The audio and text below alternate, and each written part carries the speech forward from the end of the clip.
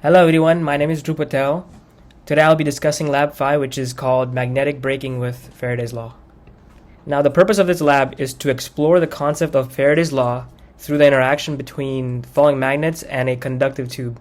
Fundamentally, this experiment includes Faraday's Law, Ohm's Law, Biot-Savart Law, and good old Newton's Laws of motion. In my DIY experiment, with these parameters and 5 trials of dropping the magnet through the full tube, the average time resulted was 1.18 seconds.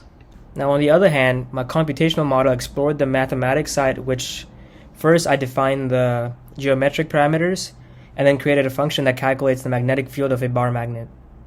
For step 3, I created a function that calculates the magnetic flux, which we will use to calculate magnetic flux throughout the script. Then I calculated the change in flux through another function right after that.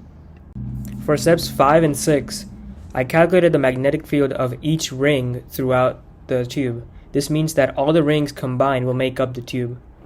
Now following to steps 7 and 8, I added up all the forces defined in the system, which in this case is the gravitational force and the magnetic force. This results in the data produced by the upcoming slides. Finally, this yields the result that I derived from the computational model. This compares with the real time that I got with the DIY experiment. They're quite similar with a very low margin of error. One of them is 1.17 in the computational model, and then the real model, I got an average time of 1.18 seconds. As you can see, the behavior of the magnet as it is dropped through the tube is shown in the graph. The blue circle is the counterclockwise, and then the red circle is the clockwise version. To end it off, there's 2 what-if questions.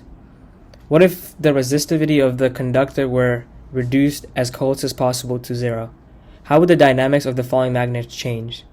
Well, this would result in a higher induced current, which results in a higher magnetic force throughout the tube. In turn, this would cause the magnet to fall slower. The second what-if question, what if holes and slots were cut into the tube? How would this affect the tube current in your model? This would make it infinitely harder for the current to flow smoothly through the tube. In result, it reduces the magnetic force applied onto the tube, allowing the magnet to fall faster than normal. And that was Lab 5, Magnetic Braking with Faraday's Law. Thank you for watching and listening. Goodbye.